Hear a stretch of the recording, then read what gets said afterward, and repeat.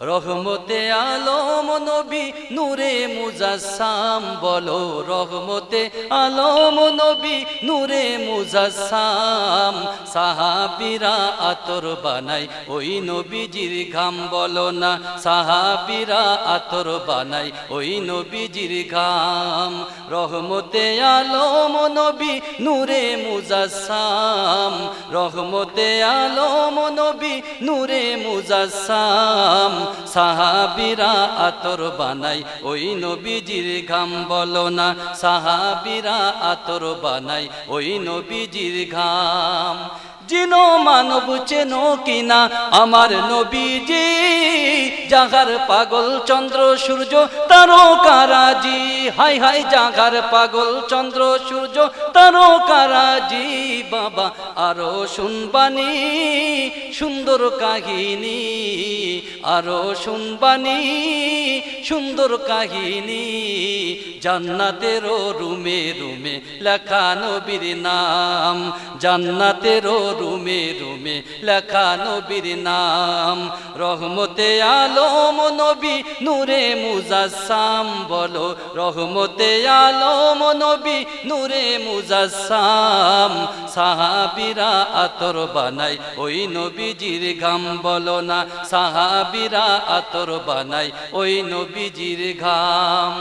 উস্তুনে গান্না না একটা খেজুর গাছের নাম, যাকে ধরে খুতবা দিতেন রাসূলে আকরাম। হাই হাই যাকে ধরে খুতবা দিতেন রাসূলে আকরাম। গাছটা নবীর বিরহে গাছ কাঁদিতে রহে, নবীর বিরহে গাছ কাঁদিতে রহে। হতভাগ হইল যত সাহাবায়ে কেরাম। রহমতে আলম নবী নূরে মুজাসসাম, রহমতে আলম নবী নূরে মুজাসসাম। সাহাবীরা আতর বানাই ওই নবীজির ঘাম। জোরে বলুন আল্লাহু আকবার। আমার ভাইরা গভীর মনোযোগ। তারপরের দিন রাত্রে আবু জেহেল চিন্তা করলো, গতকাল রাত্রে আমি তো ধমক দিয়ে অন্য নেতাদেরকে তাড়িয়ে দিয়েছি, আজকে রাত্রে তো কেউ আসবে না। আরে আমার ভাতিজা মোহাম্মদ যে মধুর সুরে কোরআন তেলাওয়াত করে, আজকে রাত্রে কেউ আসবে না, আমি সারা রাত দাঁড়িয়ে দাঁড়িয়ে কোরআন শ্রবণ করব। আমার ভাইয়েরা, আল্লাহ রসুল যখন তেলাওয়াত শুরু করে দিয়েছে, আবু জেহেল আর ঘরে থাকতে পারে না, আমার নবীর ঘরের এক কোণায় যে দাঁড়িয়ে থাকে। আমার বন্ধুগণ, ওদিকে আবু লাহাব চিন্তা করে, হারে ভাতিজার মুখের কোরআন তেলাওয়াত তো অনেক সুন্দর শুনতে হবে। আবু সুফিয়ান চিন্তা করলো, নেতা তো গতকাল রাতে বলেছে আর আসবে না, আজকে আমি একা একা যে সমস্ত কোরআন শুনে মজা মারবো, কেউ আসবে না, আমি ছাড়া কেউ থাকবে না। আমার ভাইরা, ওদিকে যার সন্তান যার জন্মের ঠিক নাই, তার নাম হলো ওয়ালিদ বিন মুগিরা। কি নাম? আরো জোরে কি নাম? ওয়ালিদ বিন মুগিরা। এও চিন্তা করেছে, আজকের একটু যাই, শুনেছি মোহাম্মদ নাকি মধুর সুরে কোরআন তেলাওয়াত করে। চারজন নেতা আমার নবীর ঘরে চারদিকে দাঁড়িয়ে গেছে। রাসূলুল্লাহর কোরআন তেলাওয়াত যখন শেষ, নবীর কোরআন তেলাওয়াত যখন শেষ হয়ে গেছে, আবু জেহেল চিন্তা করছে, আজকে কেউ আসে নাই, আমি একটু রিল্যাক্সে বাড়ির দিকে যাই। আবু সুফিয়ানের চিন্তা, কেউ আসে নাই, আমি আজকে একা একা যাই। আবু লাহাবেরও একই চিন্তা, ওয়ালিদ বিন মুগিরারও একই চিন্তা। চারজন নেতা যাবে না যাবে, একই রাস্তায় আসতে গিয়ে চারজন এক জায়গায়। আবু জেহেল বলে, কি ব্যাপার? আবু সুফিয়ান বলে, কি ব্যাপার? আবু লাহাব বলে, কি ব্যাপার তোমাদের এখানে? কি ভাই তোর কি? আমার কি, মানে আমার ভাইপো, আমি আসতেই পারি। আমার ভাইরা, রাসূলুল্লাহর কোরআন তেলাওয়াত শুনে সবাই পাগল পারা হয়ে যেত। মানুষজন বলছে, আরে পাগলের চেহারা যে এত সুন্দর হয় এত জানা ছিল না, আরেকটু কাছে যায়, আরেকটু কাছে যায়। কাছে গিয়ে দেখে যে আমার নবী গুনগুন গুনগুন করে কোরআন তেলাওয়াত করছে। আমার বন্ধুগণ, যারা রাসূলের কোরআন তেলাওয়াত শুনলো, তারা আমার নবীর হাতের কাছে এসে বলল, আব্দুল্লাহর পুত্র মুহাম্মদ, আমাদেরকে বলা হয়েছে আপনি নাকি পাগল, আপনি নাকি মাতাল, আপনি যে কি তেলাওয়াত করছেন এগুলোর বিষয়টা কি? আল্লাহ রাসূল তার সবকিছু খুলে বললেন। যত মানুষ আছে সবাই এসে আমার নবীর হাতে হাত দিয়ে কালিমা গ্রহণ করে, লা ইলাহা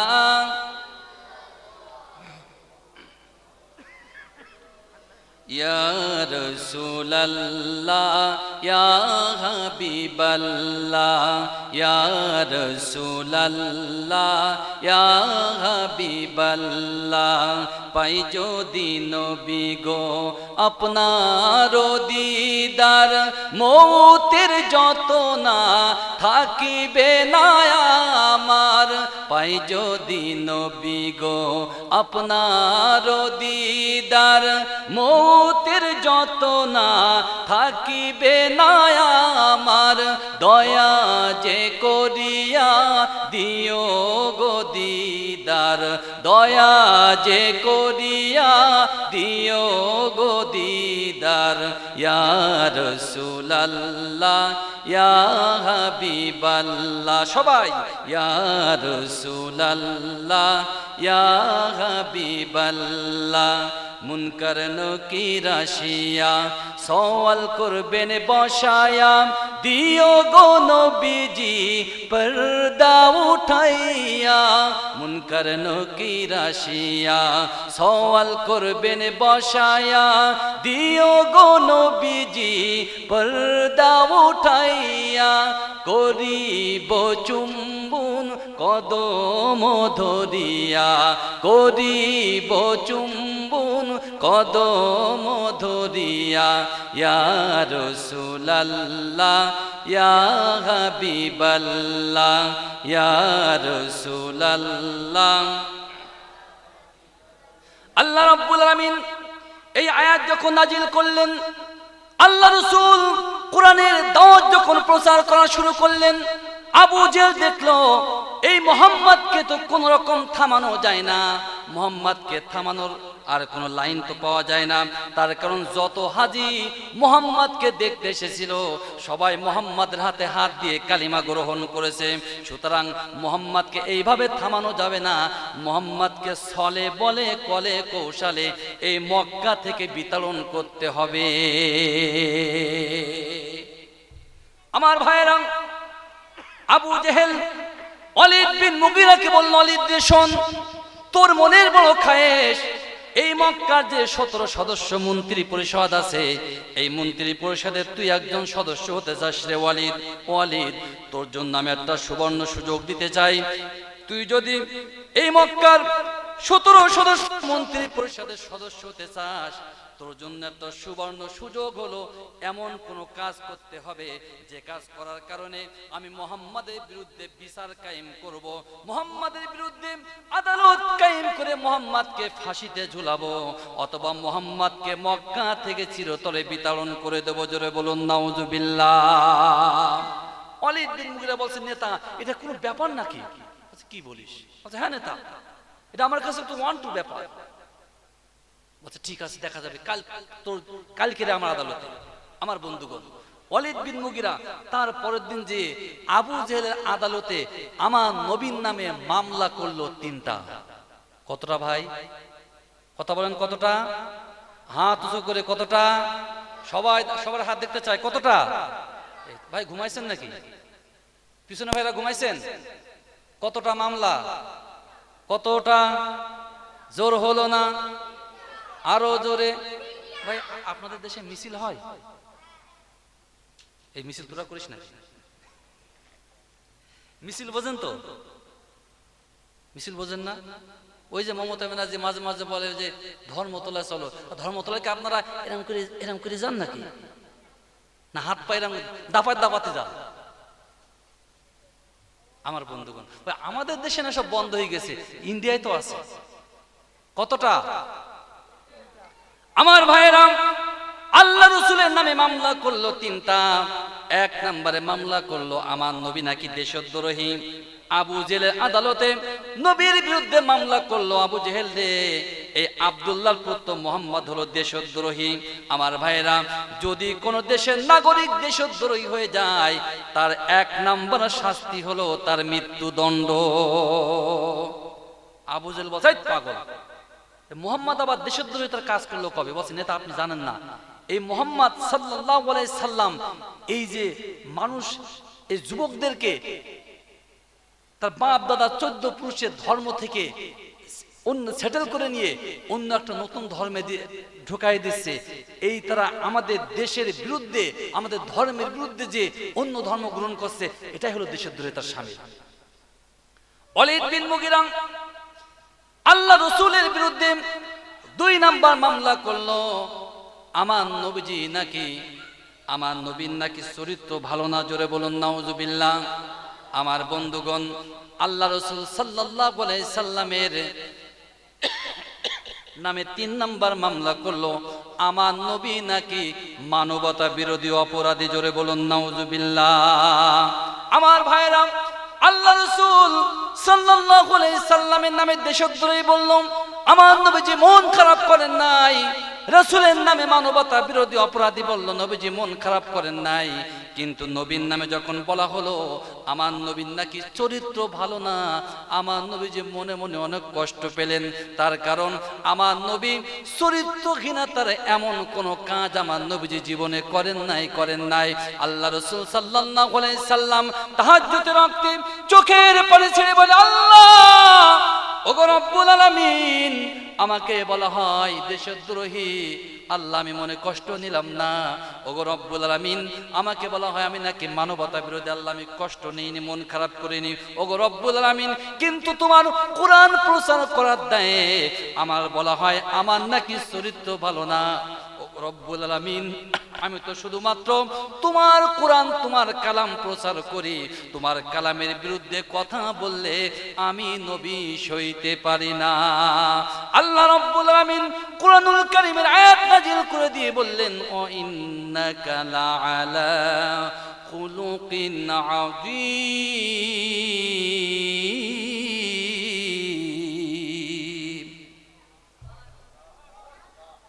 আল্লাহ বললেন, নবী ওরা আপনাকে দেশ তো আপনার চরিত্র ভালো না বলেছেন। ওগো নবীজি, আপনি মন খারাপ করবেন না।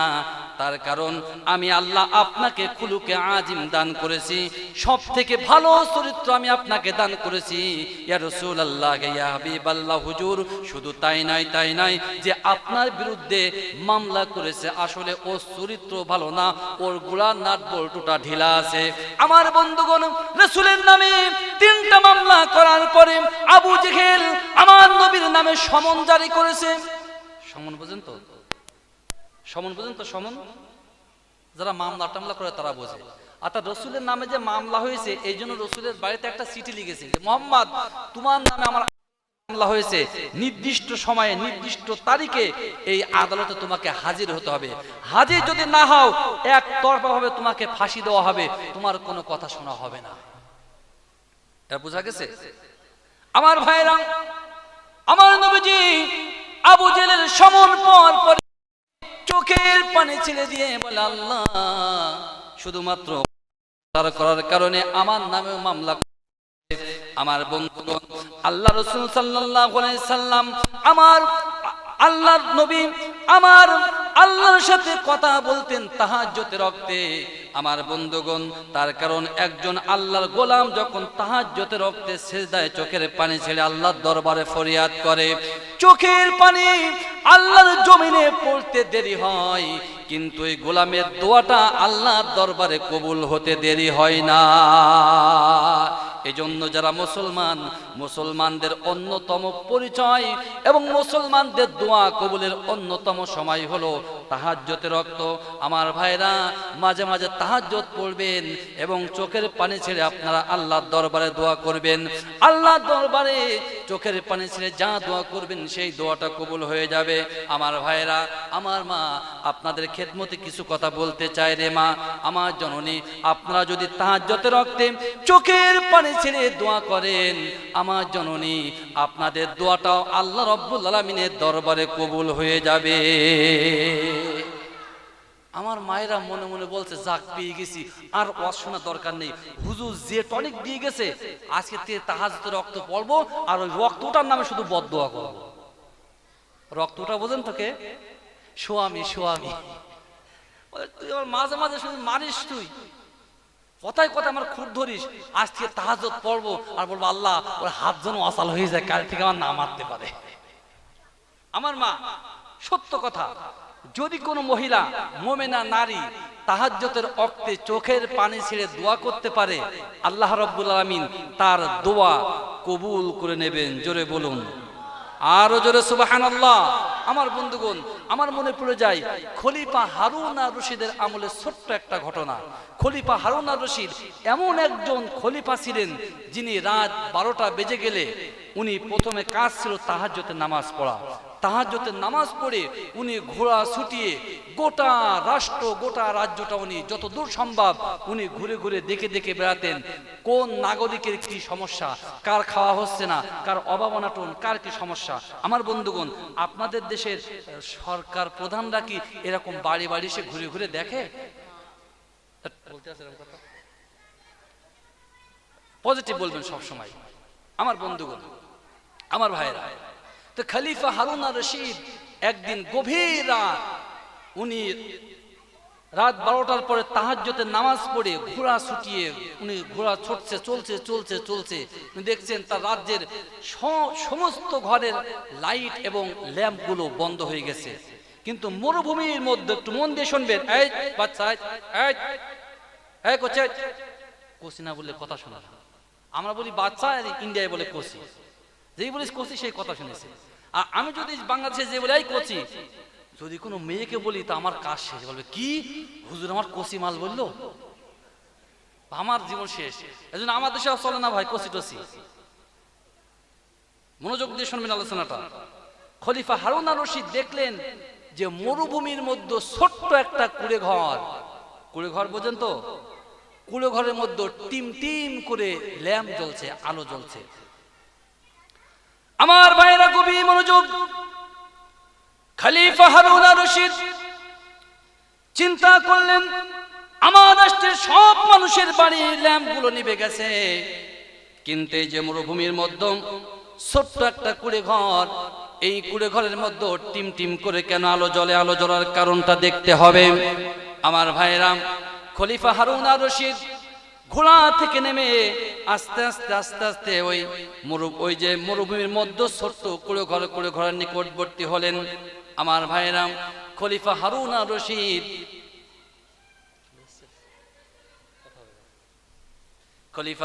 রশিদ প্রিয় ভাইরা, ইন্ডিয়ার বুকে যত আলেম আমার সাথে পরিচয় আছে তার মধ্যে অন্যতম সব থেকে আমার নিকটবর্তী এবং আত্মার আত্মীয় পীরজাদা হাফেজ মাওলানা হাসানুজ্জামান, উনি আলোচনা রেখেছেন, অত্যন্ত গুরুত্বপূর্ণ আলোচনা রাখে। আমাদের বাংলাদেশে ওনাকে নিয়ে গেছিলাম, আল্লাহর রহমতে ওনার বয়ান শুনে ভাই, ইন্ডিয়ান সব বক্তা কিন্তু বাংলাদেশে চলে না। তার কারণ বাংলাদেশে কথা বলতে গেলে মাল লাগে, কোরআন বলতে হয়। কোরআন বাদে বাংলাদেশের শ্রোতারা ওয়াজ শোনে না। তো আমার ভাইজান, ওনাকে আমি বাংলাদেশে কয়েকবার নিয়ে গেছি, ওনার আলোচনা শুনে মুগ্ধ। এবছরও আল্লাহ চাহে তো আমাদের দেশে নির্বাচন হয়ে গেলে ওনার জন্য অনেকে ফোন করে আমার কাছে। তো আল্লাহ রাব্বুল আলামিনের দরবারে ভাইয়ের জন্য দোয়া করছি, আল্লাহ তাআলা আমৃত্যু পর্যন্ত তাকে কোরআনের খাদেম হিসেবে কবুল করুন। সকলে বলছে আমিন। আমার বন্ধুগণ, তার কারণ কোরআনের খাদেম যারা, কোরআনের কথা যারা বলে, ওদের কথা যদি কেউ স্তব্ধ করতে চায়, আল্লাহর লানত এবং গজব তাদের উপরে আসে। জোরে বলেন ঠিক কিনা? খলিফা হারুন আর রশিদ চিন্তা করে, হারে এই আলো জ্বলার কারণটা কি? উনি ঘোড়া থেকে নেমে আস্তে আস্তে গেলেন, যে দেখে ওই ছোট্ট কুড়ে ঘরের মধ্যে 60 থেকে 65 বছরের একজন বৃদ্ধা মহিলা, উনি কোরআন তেলাওয়াত শুরু করেছে। আউযু বিল্লাহি মিনাশ শাইতানির রাজীম, বিসমিল্লাহির রহমানির রহিম, আর রহমান আল্লামাল কুরআন,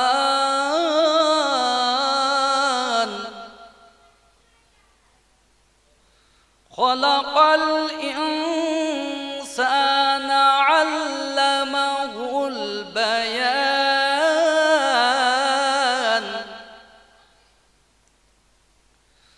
আশ-শামসু ওয়াল কমারু বিহুসবান, النجم والشجر يسجدان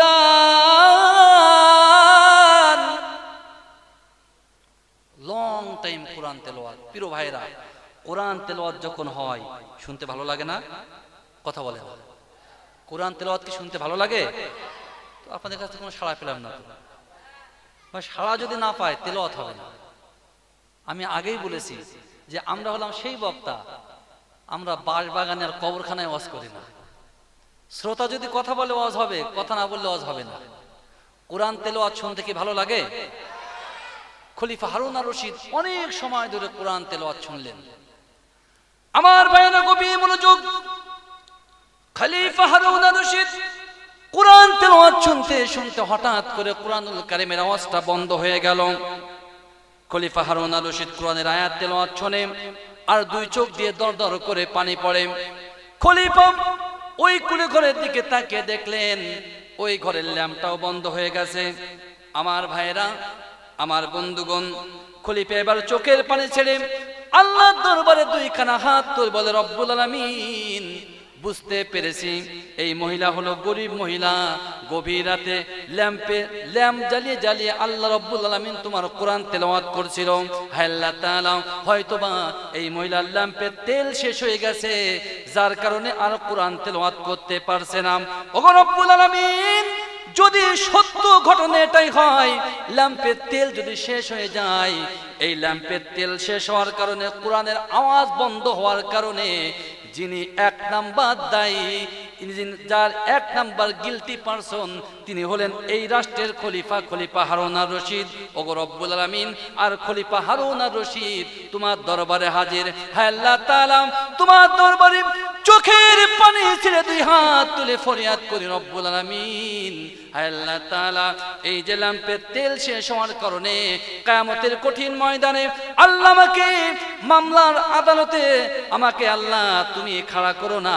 হায় আল্লাহ তাআলা, আগামীকাল সকাল হবে আর মহিলার ল্যাম্পের তেলের জন্য আমি আল্লাহ বন্দোবস্ত করব, যত তেল লাগে আল্লাহ আমি সব সরবরাহ করব। কিয়ামতের কঠিন ময়দানে কোরআনুল কারীম আওয়াজ বন্ধ হওয়ার কারণে আল্লাহ কাঠ গড়ায় আমাকে দাঁড় করিও না। আমার ভাইরা, আমার বন্ধুগণ, খলিফা হারুন আর রশিদ এইরকম করে চোখের পানি ছেড়েছিল আল্লাহর দরবারে ফরিয়াদ করে। হঠাৎ করে ওই ঘর থেকে আমার তেলাওয়াত শুরু হয়ে গেছে। ল্যাম্প নাই, আলো নাই, কিন্তু তেলাওয়াত শুরু হয়ে গেছে। আলহামদুলিল্লাহি রাব্বিল আলামিন আর রহমানির রহিম মালিকি ইয়াউমিদ্দিন ইয়্যাকা না'বুদু ওয়া ইয়্যাকা নাস্তাঈন ইহদিনাস সিরাতাল মুস্তাকিম সিরাতাল লাযীনা আন'আমতা আলাইহিম গায়রিল মাগদুবি আলাইহিম ওয়ালাদ-দাল্লিন। এরপরে আমিন, আরো জোরে। এরপরে ওই মহিলার কণ্ঠ থেকে আবার কোরআনের আয়াত তেলাওয়াত শুরু হয়ে গেছে। খলিফা হারুন আর রশিদ চোখের পানি মুছে এবার মুসকে মুসকে সে বলে, রব্বুল আলামিন, হে আল্লাহ তাআলা, আমি বুঝতে পেরেছি এই মহিলার ল্যাম্পের তেল শেষ হয় নাই, তেল শেষ হয় নাই। সারাটা রাত আল্লাহ ল্যাম্প ধরিয়ে ধরিয়ে কোরআন তেলাওয়াত করার পরে, কোরআন তেলাওয়াতের পরে আল্লাহ এই মহিলা তাহাজ্জুদের নামাজে দাঁড়িয়ে গেছে। নারে তাকবীর। আমার মা গভীর মনোযোগ দিবেন দে মা। আমার ভাইয়েরা, কত অনেক বক্তা আছে শুধুমাত্র এক সেটে ওয়াজ করে, আমার ভাইদের নিয়ে ওয়াজ করে, কিন্তু আমি এক সেটে ওয়াজ করি না, আমি মায়েদের জন্য করি, ভাইদের জন্য করি। তার কারণ এক পক্ষে ওয়াজ করলে কিন্তু ইসলাম কায়েম হবে না, জোরে বলেন ঠিক কিনা? তার কারণ ইসলামে মহিলাদের কিন্তু অনেক অধিকার আছে, ইসলামে কিন্তু মহিলাদের অনেক মর্যাদাও আছে। আমার বন্ধুগণ, আমার মা গভীর মনোযোগ দিবেন। খলিফা চিন্তা করে, হারে এরপরে মহিলা কি করবে একটু জানবো, না জেনে বাড়ি ফিরবো না। আমার বন্ধুগণ, এবার নামাজ শেষ করে ওই মহিলা চিন্তা করলো, ওগো রব্বুল আলামিন, আজকে আমি তোমার কাছে একটু কিছু চাইবো, দোয়া করব। আমার ভাইরা, মহিলা এবার হাত তুলে দোয়া করা শুরু করেছে। ওগো রব্বুল আলামিন, আমি আজকের 65 বছর জিন্দেগিতে নামাজ পড়েছি, তাহাজ্জুদ পড়েছি, কোরআন পড়েছি, ওগো রব্বুল আলামিন, কিন্তু আমি কোনোদিন তোমার দরবারে কোনো কিছু চাই নাই। হায় আল্লাহ তাআলা, আজকে তাহাজ্জুদের নামাজ শেষে তোমার দরবারে দোয়া করব 3টা। কতটা? হাত উঁচু করে, কতটা? 3টা। খলিফা চিন্তা করে হারে, যে মহিলা সারা রাত কোরআন তেলাওয়াত করেছে, আবার তাহাজ্জুদের নামাজও পড়ে, জীবনে নাকি কোনোদিন দোয়া করে নাই, আল্লাহর দরবারে কোনো কিছু চাই নাই, আজকের 3টা দোয়া করবে, 3টা বিষয় আল্লাহর কাছে চাইবে। কি কি চাইবে? এই 3টা দোয়া না শুনে আমি খলিফা বাড়ির দিকে যাব না। আমার ভাইরা, এবার মহিলা দোয়া শুরু করেছে। আল্লাহর দরবারে হাত তুলে বলছে, রব্বুল আলামিন, আমার 1 নাম্বার দোয়া হলো, ওগো রব্বুল আলামিন, এই খলিফা হারুন আর রশিদের রাজ্যে অনেকগুলো মসজিদ আছে, প্রত্যেকটা মসজিদের যারা মুয়াজ্জিন আছে এবং ইমাম আছে, এই ইমাম এবং মুয়াজ্জিনদের বেতন ভাতা যিনি দেন তিনি হলেন এই রাষ্ট্রের খলিফা। হায় আল্লাহ তাআলা, তোমার দরবারে ফরিয়াদ, আল্লাহ আমার 1 নাম্বার দোয়া, প্রতিদিন দৈনন্দিন 5 বার 5 ওয়াক্ত আযান হয় কিনা? এদিকে হয়, কিন্তু এক জায়গা আছে যেখানে 6 বার আযান হয়। জানেন ভাই? জানেন না? আল্লাহর কাবা বায়তুল্লাহতে আযান হয় কতবার? তাহাজ্জুদের আযানও হয়। সুবহানাল্লাহ। আমার ভাইরা, ওই মহিলা 1 নম্বর দোয়া শুরু করেছে, রব্বুল আলামিন, আমার 1 নম্বর দোয়া হলো, এই রাষ্ট্রে অনেকগুলো মসজিদ আছে, প্রত্যেকটা মসজিদে দৈনন্দিন 5 বার 5 ওয়াক্ত আযান হয়। আমার 1 নাম্বার দোয়া হলো, হে আল্লাহ তাআলা, প্রত্যেক ওয়াক্তে আযান হবে, আর প্রতি ওয়াক্তে যেন একটা করে মুয়াজ্জিন মারা যায়। খলিফা বলছে, আরে সিটার মার্কা মহিলা, নামাজ পড়লে কোরআন পড়লে সব ঠিক আছে, এই মুয়াজ্জিনের বেতন দিয়ে আমি, কাপড় দিয়ে আমি, এই মুয়াজ্জিন মরার এই দোয়া করা, তুই কে রে? তোর রিহাই নেই ভাই, তোর বাড়ি বের করবো, তোরা শেষ করে দেবো, তোর কল্লা নামাবো, তারপর অন্য কথা। আমার রাষ্ট্রের মুয়াজ্জিন মরে যা, কে দোয়া করা, তুই কে? আমার বন্ধুগণ, তোর বাড়ি নিয়ে যখন ঘরের ভেতর ঢুকতে যাবে, 2 নাম্বার দোয়া শুরু হয়ে গেছে।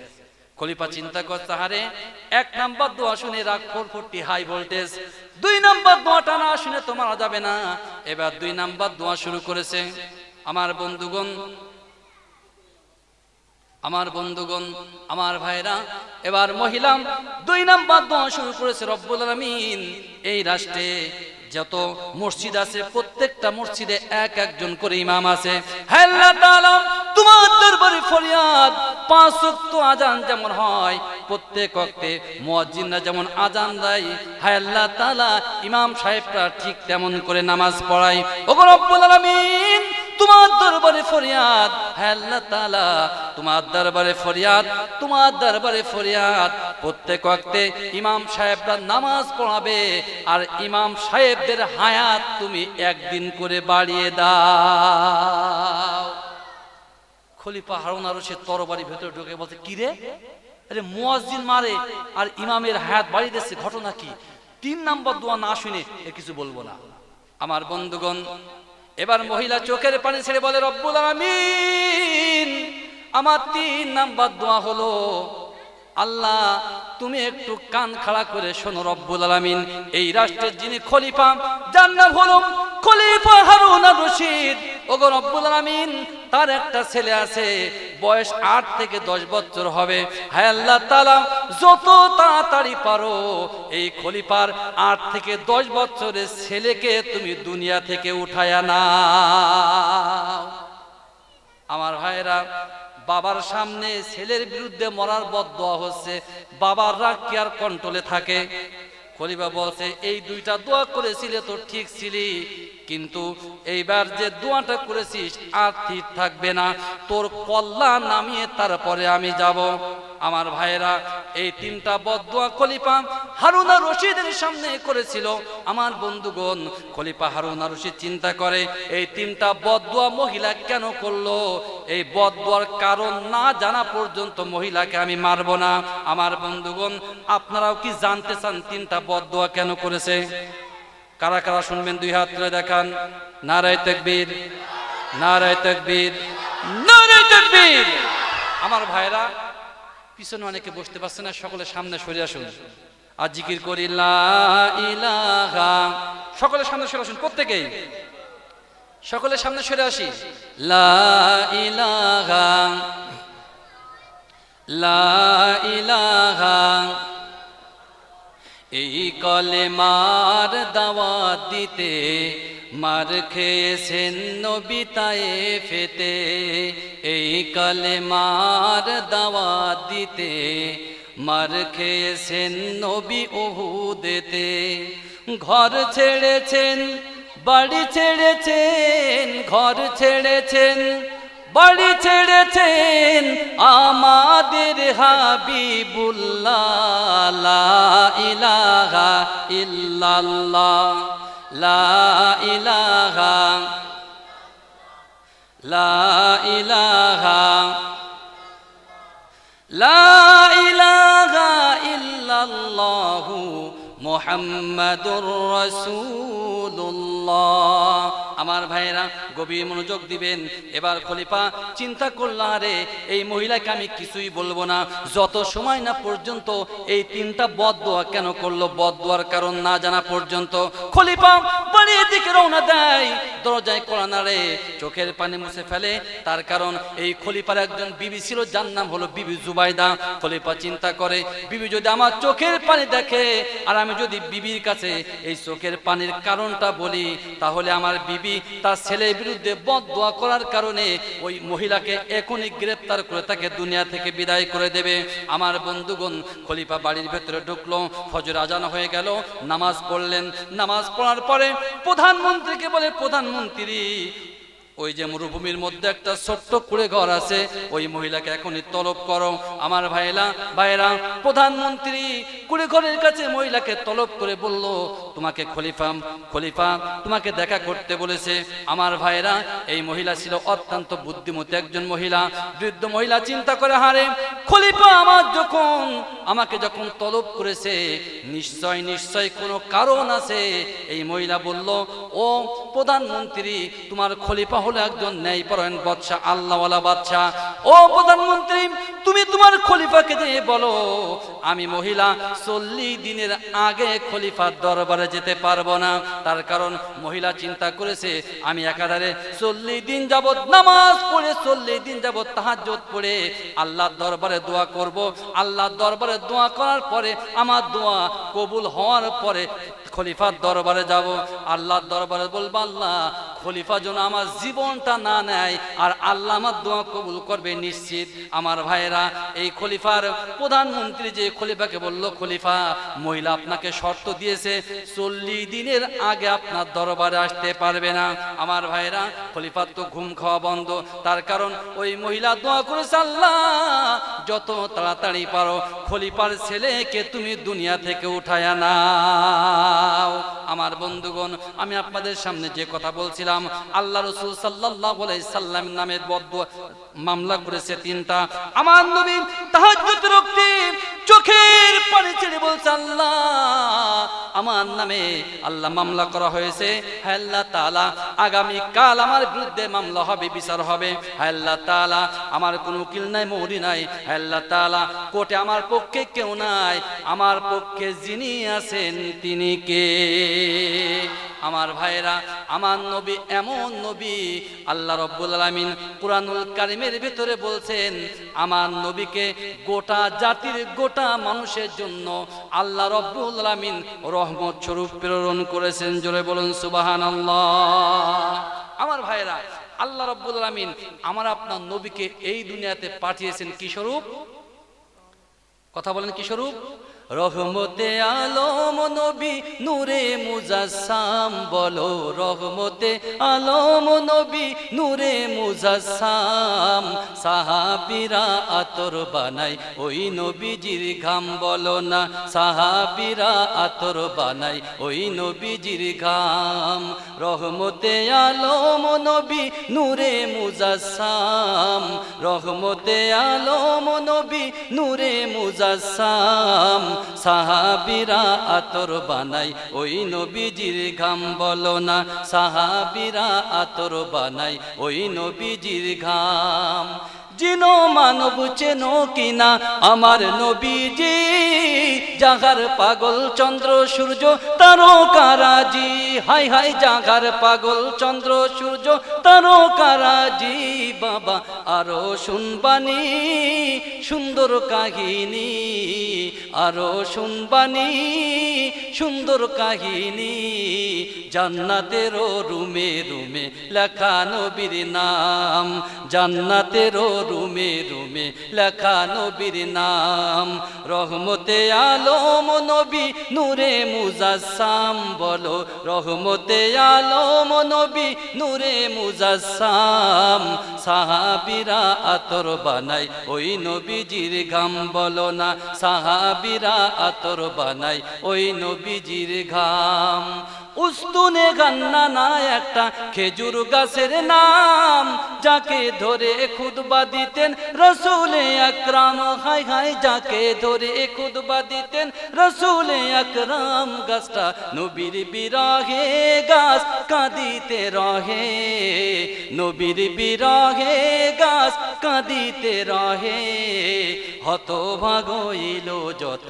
সাহাবায়ে কেরাম রহমতে আলম নবী নূরে মুজাসসাম রহমতে আলম নবী নূরে মুজাসসাম সাহাবীরা আতর বানাই ওই নবীজির ঘাম জোরে বলুন আল্লাহু আকবার আমার ভাইরা আমার বন্ধুগণ গভীর মনোযোগ দিবেন আল্লাহ রাসূল সাল্লাল্লাহু আলাইহি সাল্লাম যখন চোখের পানি ছেড়ে কাঁদে আমার ভাইয়েরা তাফসীর থেকে কথাটা বলছি আল্লাহ রাব্বুল আলামিন জিব্রাইলকে বলে জিব্রাইল যা যা চলে যা আমার বন্ধুর কাছে চলে যা আমার বন্ধুকে যে এখনই জানিয়ে দিবি ইয়া রাসূলুল্লাহ ইয়া হাবিবাল্লাহ হুজুর আপনি চিন্তিত হবেন না আপনি কাঁদবেন না আপনি পেরেশানি হবেন না তার কারণ মানলাহু মাওলা ফালাহু কুল যার জন্য আল্লাহ হয়ে যায় গোটা দুনিয়া তার জন্য হয়ে যায়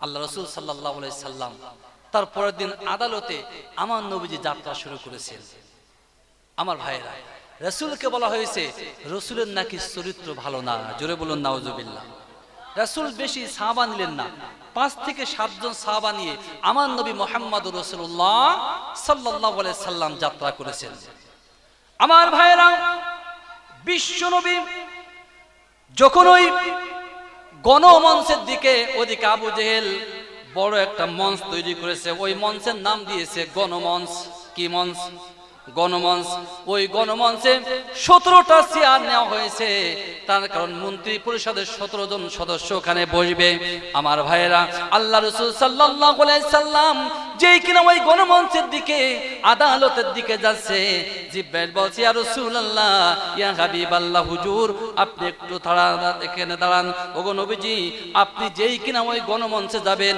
ওই আদালতে যাবেন আপনার কাছে 1 নাম্বার প্রশ্ন করা হবে আপনাকে বলবে মুহাম্মদ সাল্লাল্লাহু আলাইহি সাল্লাম বলো তো দেখি এই মক্কার হাজার হাজার মানুষ এখানে দণ্ডায়মান এই হাজার হাজার মানুষের মধ্যে কুলাঙ্গার সন্তান অবৈধ সন্তানকে তার পরিচয়টা দাও জিব্রাইল বলে ইয়া রাসূলুল্লাহ এই কুলাঙ্গার সন্তানের নামটা হলো এই আমার নবীকে কুলাঙ্গার সন্তানের পরিচয়টা দিয়ে দিলেন আল্লাহ রাসূল সাল্লাল্লাহু আলাইহি সাল্লাম যেই কিনা গণমঞ্চের সামনে হাজির হয়ে গেলেন আমার নবীর নামে যিনি মামলা করেছিলেন তার নাম হলো ওয়ালিদ বিন মুগিরা মনে আছে তো কি নাম ওয়ালিদ বিন মুগিরা আল্লাহ রাসূলকে বলছে মুহাম্মদ তুমি নাকি নবী আল্লাহ রাসূল বলে আমি নবী না আল্লাহ আমাকে নবী হিসেবে পাঠিয়েছেন আমার বন্ধুগণ রাসূল নিজে নবী দাবি করেন নাই। আল্লাহ যখন নবীকে নবুয়ত দিয়েছেন সেই দিন থেকে আমার নবী নিজেকে নবী হিসেবে পরিচয় দিয়েছেন। জোরে বলেন ঠিক কিনা?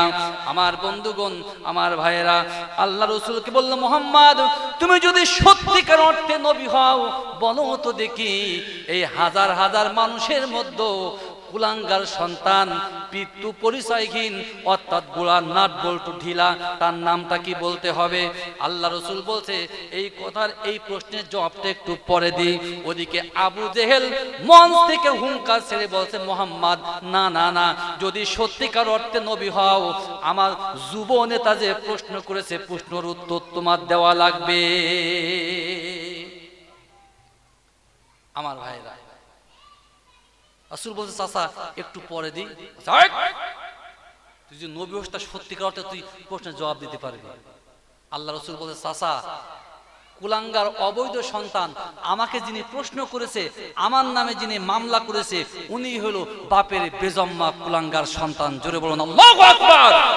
আমার ভাইরা, আজও যারা বাংলা ভারতের জমিনে আলেম ওলামাদের বিরুদ্ধে মামলা করে, আলেমদের বিরুদ্ধে বিষোদ্গার করে, বুঝতে হবে ওদের গোলার নাট বল্টু ঢিলা হয়ে গেছে। জোরে বলেন ঠিক কিনা? আমার বন্ধুগণ, তার কারণ আলেমদের বিরুদ্ধে, নবীওয়ালার বিরুদ্ধে যারা মুজাদ্দিদে জামানের আওলাদ আছে তাদের বিরুদ্ধে যে সে কিন্তু খারাপ কথা বলতে পারে না। জোরে বলেন ঠিক কিনা?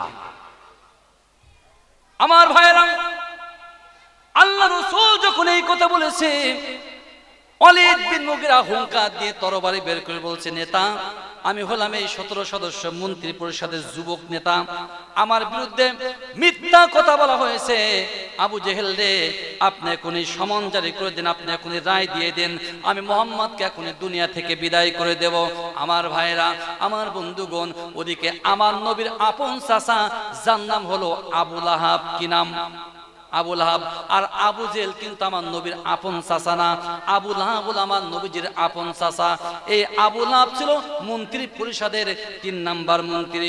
আবু জেহেল বিচারের আগের দিন রাতে এই আবু লাহাবকে মন্ত্রী পরিষদ থেকে বরখাস্ত করেছে। তার কারণ আবু জেহেল চিন্তা করলো, আমরা যদি মুহাম্মাদের বিরুদ্ধে মৃত্যু পরোয়ানা জারি করে দিই, ফাঁসির আদেশ জারি করে দিই, এই আবু লাহাব কিন্তু আমাদের এই আদেশের বিরুদ্ধে ভেটো দিয়ে দেবে, আর একবার যদি ভেটো দিয়ে দেয় মুহাম্মাদের ফাঁসি হবে না।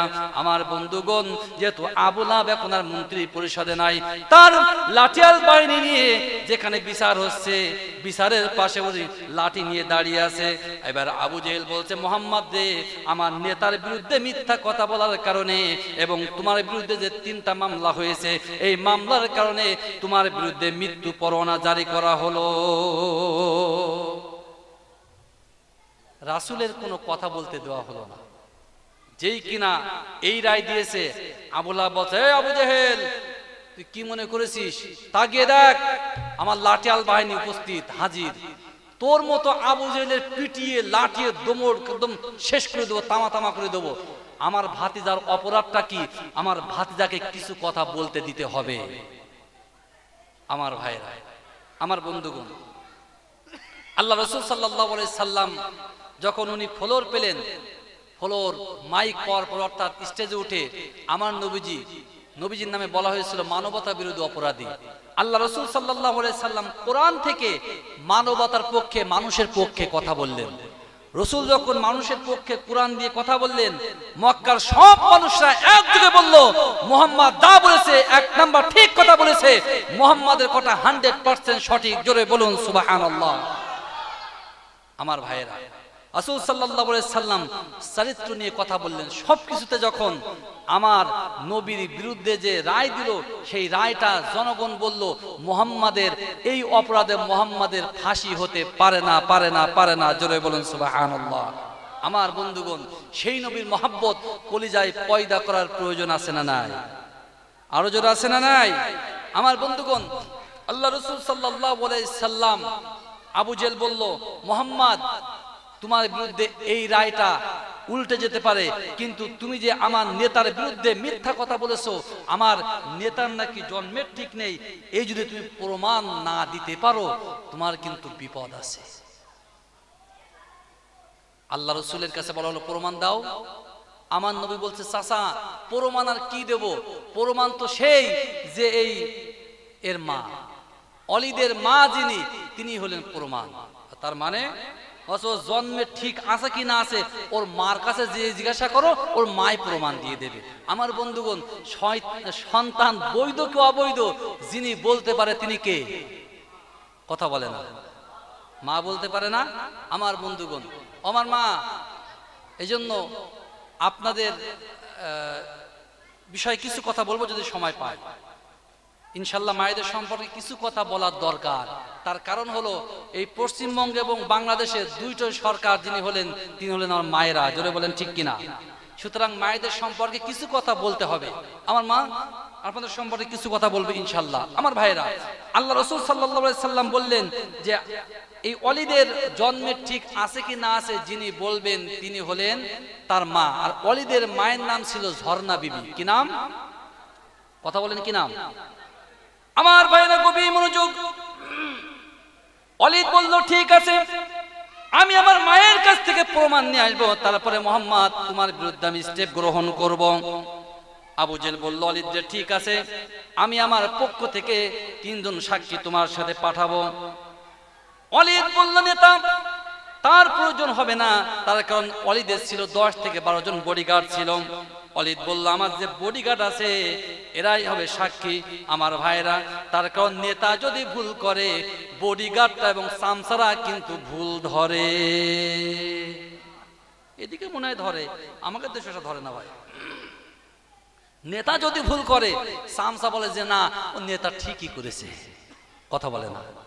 আমার ভাইরা, অলিদ বিন মুগিরা বাড়িতে যাওয়ার পরে দেখলো তার মা নাই। মা কোথায় আছে, মা কোথায় আছে? পড়া ঘরে ঘুরে ঘুরে ঘুরতে ঘুরতে দেখে 17 থেকে 18 জন যুবক, তাদের ভেতরে একজন কে যেন নাচে। আরে আইনালা আশকারা মাস্কারা মেকআপ চাপদা রকম খুশি, 60 থেকে 65 বছরের বৃদ্ধ, একেবারে 18 বছরের যুবতী হয়েছে। আর ওই যুবকদের মধ্যে দাঁড়িয়ে দাঁড়িয়ে গান গান নাচে আর গান গাই, ওরে ফুলেরও বাগানে ফুটিল ফুল রে, রসিক ভোমরাইল না, ফুলের মধু খাইল না। অলিদ বলছে ওরে শয়তান, এই বয়সে তুই ফুলের মধু খাওয়াছিস, যৌবন বয়সে তুই না কি খেলা খেলেছিস? আমার ভাইরা, অলিদ ওই যুবকদের মাঝে যে মায়ের চুলের মুঠাটা ধরে, মায়ের চুলের মুঠা ধরার পরে বলে মা, তোর মতো শয়তানি মহিলা তো আমি আর দেখি নাই। এই বৃদ্ধ বয়সে তুই ফুলের মধু খাওয়াতে চাস? তোর কাছে আমার 1 নাম্বার প্রশ্ন, বল আমার বাবার নাম কি, আমার পরিচয়টা কি বল? অলিদের মা বলে অলিদ দে, তুই আবার এই কেমন কি কথা বলিস? তোর বাবার নাম হলো মুগিরা। অলিদ বলে না না না, আমার বাবার নাম মুগিরা হতে পারে না। তার কারণ এই মক্কার যিনি আল আমিন, জীবনে মিথ্যা কথা বলে না, আব্দুল্লাহর পুত্র মুহাম্মদুর রাসূলুল্লাহ সাল্লাল্লাহু আলাইহি সাল্লাম, এই নবী বলেছে আমার নাকি জন্মের ঠিক নাই। আমার ভাইরা, এই অলিদ বিন মুগিরাও জানে আমার নবী জীবনে মিথ্যা বলে না। ঠিক কিনা?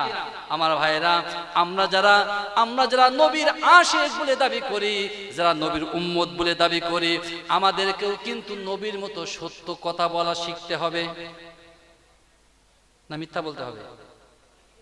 সত্য না মিথ্যা? ভাই ধরেন আপনি আসেন 22 স্টেশনে, ফোন দিয়েছে, এই দোস্ত কই আছিস? এই দোস্ত আমি তো শিয়ালদাতে আছি। ও দোস্তর কাছে 10,000 টাকা পায়, আজকে টাকা দেওয়ার ডেট, দোস্ত কই আছে? দোস্ত আমি তো শিয়ালদাতে আছি, ভীষণ ব্যস্ত দোস্ত। ফোনে কথা সত্যি হয় না মিথ্যা হয়?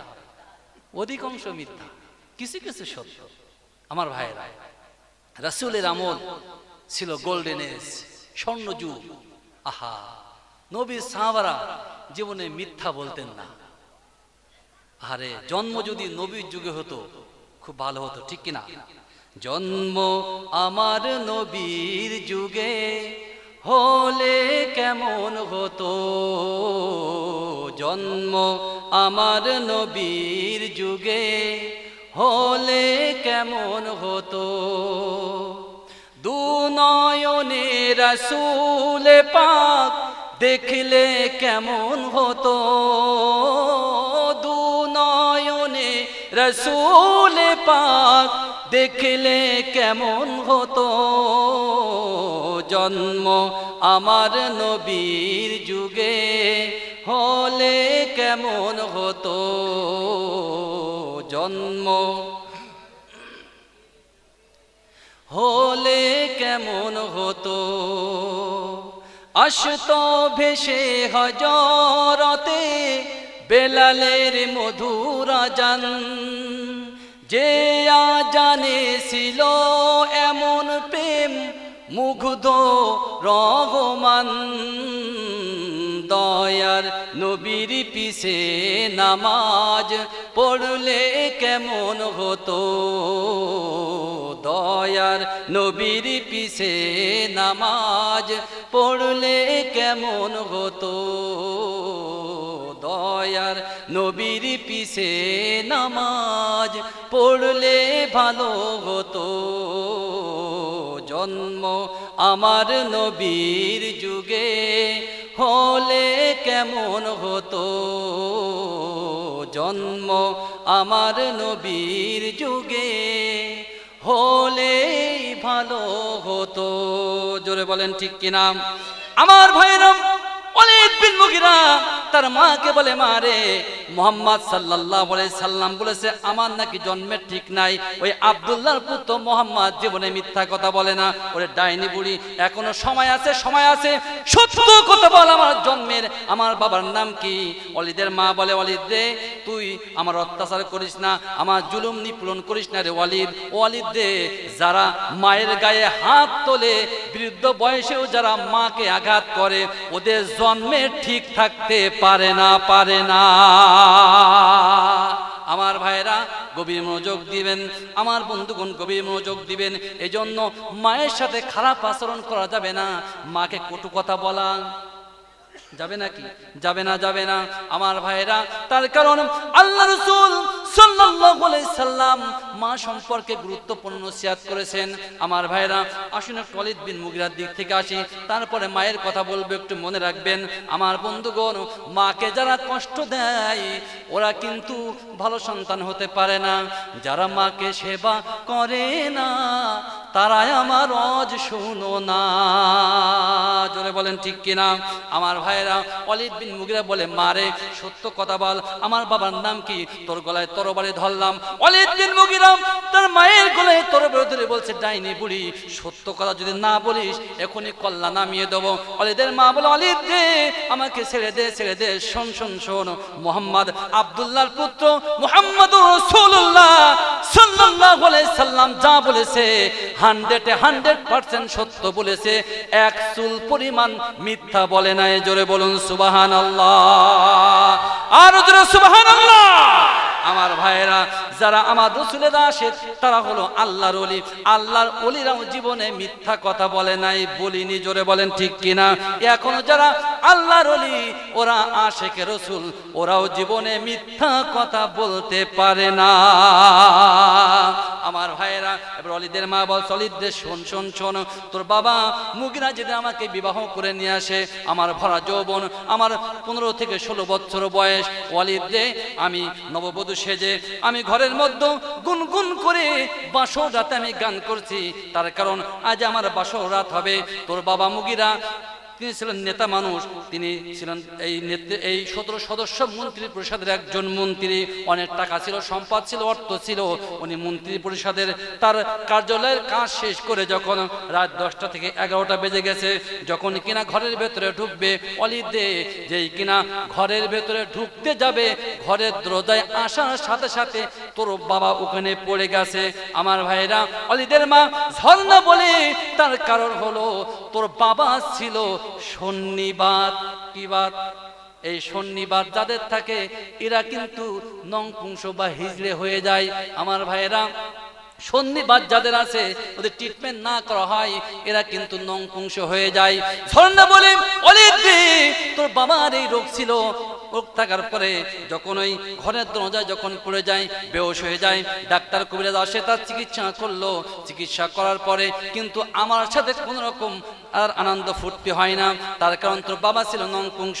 আমি তোর বাবাকে বললাম, ওয়ালিদ তোর বাবাকে বললাম, মুগিরা আমাকে তালাক দিয়ে দাও, আমি চলে যেতে চাই, তোমার ঘর আমি করব না। মুগিরা আমাকে বলল, ঝর্ণা রে, তুই যদি আমাকে ছেড়ে চলে যাস, লোক আমাকে আর নেতা বলে মানবে না। তার কারণ কোন মানুষ কিন্তু হিজড়েকে নেতা বলে মানতে চায় না। জোরে বলেন ঠিক কিনা আমার ভাইরা? তার কারণ সে সময় মক্কার যুগে হিজড়েদের কোনো মূল্যায়ন ছিল না, বর্তমান যদিও অনেক মূল্যায়ন আছে। আমার বন্ধুগণ গভীর মনোযোগ দিবেন। ঝর্ণা বলে নেতার, ঝর্ণা বলে, ও মুগিরা আমি তোমার কোনো কথা শুনবো না, আগামীকাল বাবার বাড়ি চলে যাব। এবার মুগিরা বলে, ঝর্ণা রে যাস না, কি চাস? তুই যা চাবি আমি তোকে তাই দিব। আমার ভাইরা এই ঝর্ণা বিবি স্বাধীনতা দিয়ে দিল এবং অর্থ সম্পদে পরিপূর্ণ করে দিল। ঝর্ণা বলে, সন্ধে ওয়ালিদ, তোর বাবার একজন বন্ধু ছিল যার বাড়ি হলো সিরিয়াতে, তোর বাবা ওর সাথে পার্টনারে ব্যবসা করত। তোর বাবার বন্ধু মাঝে মাঝে আমাদের বাড়িতে আসতো, আর তোর বাবা মাঝে মাঝে সিরিয়াতে তাদের বাড়ি যেয়ে থাকতো। একদিন তোর বাবা সিরিয়াতে আর তোর বাবার বন্ধু আমাদের বাড়িতে আসে। ওয়ালিদদের শোন, একদিন গভীর রাতে আমার ভরা যৌবনে ঢেউ এসে গেল। আর তোর বাবা যখন বাড়ি ছিল না, তোর বাবা ছিল নংপুংস, কিন্তু তোর বাবার বন্ধুর সাথে আমার ঘটে গেল। যে এই কথা বলেছে, ওয়ালিদের যে 10 জন বডিগার্ড ছিল, বসে নাউজুবিল্লাহ, বাপের বেজম্মার বডিগার্ড আমরা।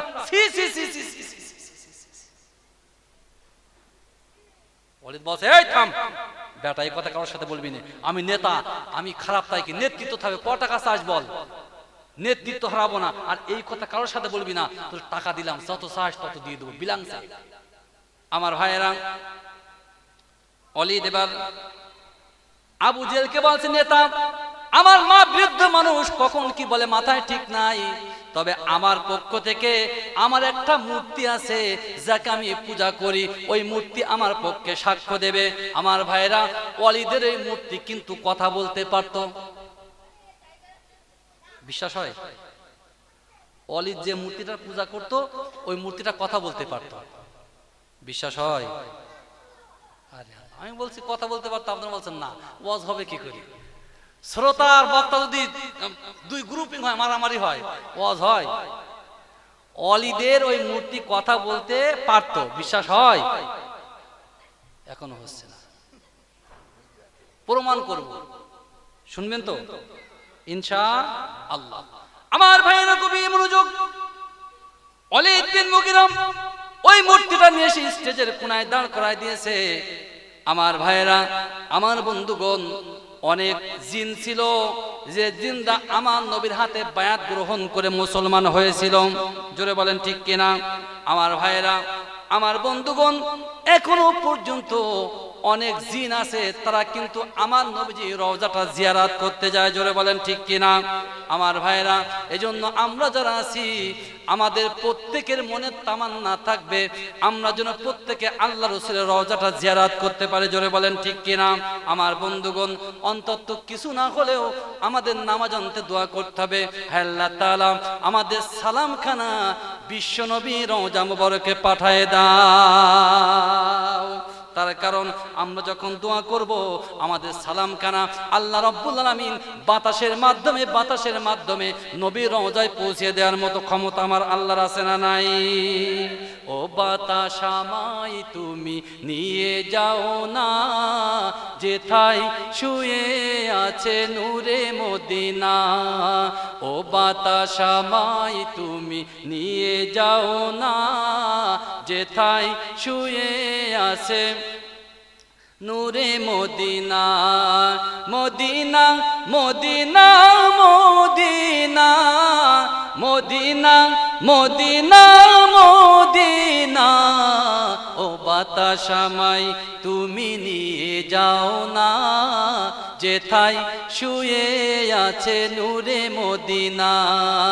ও বাতাস আমায় তুমি নিয়ে যাও না, যেথায় শুয়ে আছে নূরে মদিনা।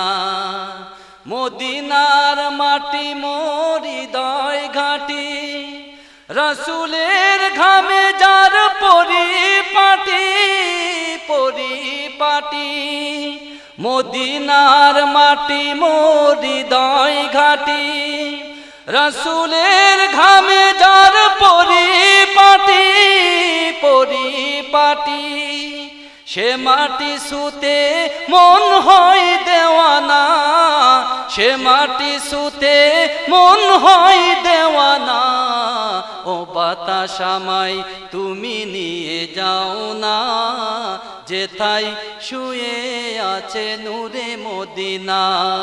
সবাই, ও বাতাস আমায় তুমি নিয়ে যাও না, যেথায় শুয়ে আছে নূরে মদিনা। জোরে বলেন আল্লাহু আকবার। আমার ভাইরা, আমার বন্ধুগণ, ওয়ালিদ বিন মুগিরা এবার যখন মূর্তিটা মঞ্চের এক কোণায় স্থাপন করলেন, এবার ওয়ালিদ বিন মুগিরা ওই মূর্তিকে বলছে, খোদা তুমি একটু আমার পক্ষে সাক্ষ্য দাও, আমার নাকি জন্মের ঠিক নাই, আমার মা তো বৃদ্ধ মানুষ, নাট বল্টু সব স্ক্রু ঢিলা হয়ে গেছে, মা সত্য কথা বলছে কি মিথ্যা বলছে বুঝতে পারছি না। ও খোদা, আমি তোমাকে সেই ছোট্ট কাল থেকে তোমাকে পূজা করি, তুমি একটু আমার পক্ষে সত্য কথাটা বলো। আমার বন্ধুগণ, ওয়ালিদ বিন মুগিরা যখন পূজা করতেন, ওই মূর্তির ভেতরে একটা শয়তান জিন ওই মূর্তির ভেতরে ঢুকে যেত। আমার বন্ধুগণ, ওই জিনটা মূর্তির ভেতরে ঢুকে যাওয়ার পরে ওয়ালিদ বিন মুগিরা যা যা জিজ্ঞাসা করত, ওই মূর্তির ভেতর থেকে জিনটা জবাব দিত। আমার ভাইরা, ওয়ালিদ বিন মুগিরা যখন মূর্তিকে প্রশ্ন করেছে, প্রশ্ন করার সাথে সাথে ওই মূর্তির গলা দিয়ে হর হর করে রক্ত বের হওয়া শুরু হয়ে গেছে। নারে তাকবীর! আমার নবী মুহাম্মদুর রাসূলুল্লাহ সাল্লাল্লাহু আলাইহি সাল্লাম ওই মূর্তির দিকে তাকায় আর মুস্কি মুস্কি হাসে। আমার বন্ধুগণ, আমার ভাইরা, তার কারণ মানলাহু মাওলা ফালাহু কুল, আল্লাহ যার হয়ে যায় গোটা দুনিয়া তার জন্য হয়ে যায়। জোরে বলেন ঠিক কিনা?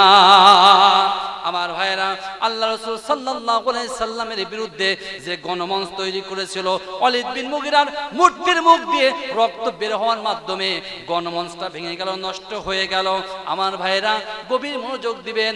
আল্লাহ রাসূল সাল্লাল্লাহু আলাইহি সাল্লাম তার সাহাবাদেরকে নিয়ে চলে যাচ্ছেন। হঠাৎ করে আমার নবীজি দেখলেন পাহাড়ের উপরে একজন বৃহৎ দেহ লম্বা আকৃতির একজন মানুষ বড় তরবারি নিয়ে দাঁড়িয়ে আছে, ওই তরবারিতে রক্ত লাগানো আছে। আমার নবীজি যখন ওই পাহাড়ের পায়ে দিয়ে যাচ্ছেন, ওই ব্যক্তিটা আল্লাহ রাসূলকে সালাম দিলেন, আসসালামু আলাইকা ইয়া রাসূলুল্লাহ, আসসালাতু ওয়াসসালামু আলাইকা ইয়া হাবিবাল্লাহ। আমার নবী যখন সালামের জবাব দিলেন, রাসূল বললেন, তুমি কে? তোমার হাতে কেন তরবারি? আর তরবারিতে কেন রক্ত মাখানো? কারণটা কি? ঘটনাটাকে আমাকে একটু খুলে বলো। ওই বৃহৎ দেহকার ওই লোকটি বলল, হুজুর, আমি হলাম একজন জিন। ইয়া রাসূলুল্লাহ, ইয়া হাবিবাল্লাহ, হুজুর, আমি আপনার কাছে বায়াত গ্রহণ করেছি, আমি কালিমা গ্রহণ করেছি। ওগো নবীজি, ওয়ালিদ বিন মুগিরা যখন মূর্তি স্থাপন করে ওকে যখন প্রশ্ন করলো, ইয়া রাসূলুল্লাহ, আমি সব কিছু জানতাম, আপনার বিরুদ্ধে মামলা হয়েছে, আমি শুনতে পেয়েছিলাম, বিচার হচ্ছিল, আমি শুনতে পেয়েছি। ওগো নবীজি, ওয়ালিদ বিন মুগিরা যখন মূর্তি নিয়ে মঞ্চ স্থাপন করেছে, আমি তো জানি ওই মূর্তির মধ্যে একটা শয়তান জিন বাস করে। ওগো নবীজি, আমি আপনাকে কলিজা দিয়ে মহব্বত করি। ওগো নবীজি, আমি আপনাকে অন্তর দিয়ে ভালোবাসি। ওই শয়তান জিন যখন আপনার বিরুদ্ধে কথা বলতে গিয়েছে, আমি তরবারি দিয়ে ওই শয়তান জিনকে দুনিয়া থেকে বিদায় করে দিয়েছি। নারে তাকবীর!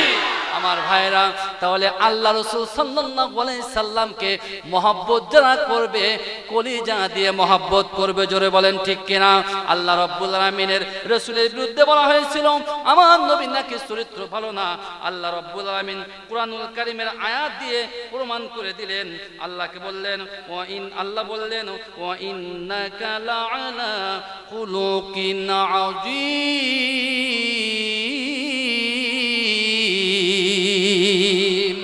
আল্লাহ বললেন, নবী, ওরা আপনার চরিত্র ভালো না বলেছে, কিন্তু আমি আল্লাহ সাক্ষ্য দিলাম আপনার মতো চরিত্র গোটা দুনিয়ার কোনো মানুষের হতে পারে না। আমার ভাইয়েরা, আসুন এখন আলোচনার শেষ দিকে চলে যাচ্ছি। আমার নবীর চরিত্র আল্লাহ রাব্বুল আলামিন খুলুকে আযীম দান করেছেন, সব থেকে সুন্দর চরিত্র। জোরে বলেন ঠিক কিনা? আমরা যারা নবীর আশিক দাবি করি, আমরা যারা বিশ্ব নবী মুহাম্মদুর রাসূলুল্লাহ সাল্লাল্লাহু আলাইহি সাল্লামের উম্মত বলে নিজেদেরকে দাবি করি, আমাদের চরিত্র হবে নবীর চরিত্রের মতো, নবীর সাহাবীদের চরিত্রের মতো। জোরে বলেন ঠিক কিনা আমার বন্ধুগণ? এখন আসুন, আমার চরিত্র কেমন, নবীর সাহাবাদের চরিত্র কেমন এবং নবীর চরিত্রটা কেমন একটু জাস্টিফাই করার প্রয়োজন আছে না নাই? জানতে হবে না ভাই? আমরা নিজেদেরকে নবীর আশেক দাবি করি, আমরা নিজেদেরকে নবীর উম্মত দাবি করি। ভাই আমরা যদি নবীর উম্মত দাবি করি, তো নবীর চরিত্র যেমন আমাদের চরিত্র তো ঠিক তেমনটি হওয়া প্রয়োজন আছে না নাই? হতে হবে না ভাই আমার বন্ধুগণ? আসুন, এক নাম্বার, মিথ্যা কথা বললাম। আমি জানি এই এলাকার মানুষ মিথ্যা কথা একটু কম বলে, যাক আলহামদুলিল্লাহ ভালো মানুষ পেয়ে গেলাম। আমার বন্ধুগণ, রসুলের চরিত্র হলো নামাজ পড়া। ভুল বললাম? রাসূলের চরিত্র ছিল নামাজ পড়া। কিন্তু মুসলমানরা দেখেন ভাই, নামে মুসলমান কিন্তু নামাজ কিন্তু মুসলমানদের মাঝে খুঁজে পাওয়া যায় না। জোরে বলেন ঠিক কিনা?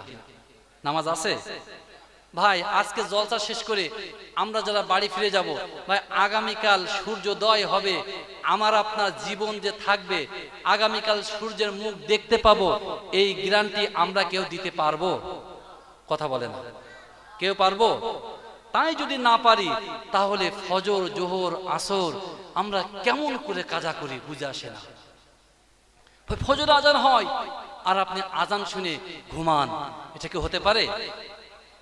কেমন করে ঘুমাও তুমি ফজর করে কাজা, এমনও তো হতে পারে জোহরে জানাজা। ঠিক কিনা? হতে পারে না ভাই? ফজরের নামাজ বেটা কাজা করলো, জোহর আসার আগেই বেটা জানাজা হচ্ছে, এমন হয় কিনা? কেমন করে ঘুমাও তুমি ফজর করে কাজা, এমনও তো হতে পারে জোহরে জানাজা তোমার, এমনও তো হতে পারে জোহরে জানাজা। মুসলিম হয় না জন্ম নিলে মুসলমানের ঘরে, কাফের মুমিন তফাৎটা হয় সালাতের কারণে, মানুষ নামাজের কারণে। মুসলিম হয় না জন্ম নিলে মুসলমানের ঘরে, কাফের মুমিন তফাৎটা হয় নামাজের কারণে, মানুষ নামাজের কারণে। এজন্য নামাজ পড়ার প্রয়োজন আছে না নাই? বেনামাজির লাশ কবরেতে রাখবে রে যখন, মাটি চাপে পাঁজরের হাড় ভাঙবে রে তখন, মানুষ ভাঙবে রে তখন। বেনামাজির লাশ কবরেতে রাখবে রে যখন, মাটির চাপে পাঁজরের হাড় ভাঙবে রে তখন। এজন্য নামাজ পড়ার প্রয়োজন আছে না নাই আমার ভাইরা? রাসূলের চরিত্র ছিল, আমার নবীজি নামাজি ছিলেন। আমরা যদি সত্যিকার অর্থে নবীজির আশেক এবং নবীজির উম্মত হতে চাই, নামাজ ছাড়া যাবে। আর নামাজ যদি ছেড়ে দেন, রাসূল বলছেন আসসালাতু ফারকু বাইনান নাস ওয়াল আব, এই নামাজ একজন আল্লাহর বান্দা এবং সাধারণ মানুষের মধ্যে পার্থক্য করে দেয়। যারা নামাজ পড়ে তারা আল্লাহর বান্দা, আল্লাহর গোলাম, আল্লাহর দাস। আর যারা আল্লাহর গোলাম, আল্লাহর দাস, আল্লাহর বান্দা, তারা জান্নাতি। আর যারা সাধারণ মানুষ, এরা কিন্তু জান্নাতি না। ভাই ভুল বললাম? রাসূলের কথা, রাসূল বলছেন নামাজ সাধারণ মানুষ এবং আল্লাহর গোলামের মধ্যে পার্থক্য করে দেয়। আমার ভাইরা, এখন আসুন আমার নবীজির চরিত্রটা কেমন ছিল। আমরা দৈনন্দিন জীবনে, ব্যবহারিক জীবনে, মুআমালাত জিন্দেগিতে আমরা প্রত্যেকেই একজন আরেকজনের সাথে কথাবার্তা বলি না ভাই? বাজার ঘাটে যখন যাই আমরা কথাবার্তা বলি, আমরা যখন কেনাকাটা করি আমাদের মুআমালাত জিন্দেগিতে লেনদেন হয় না? তো আমাদের এই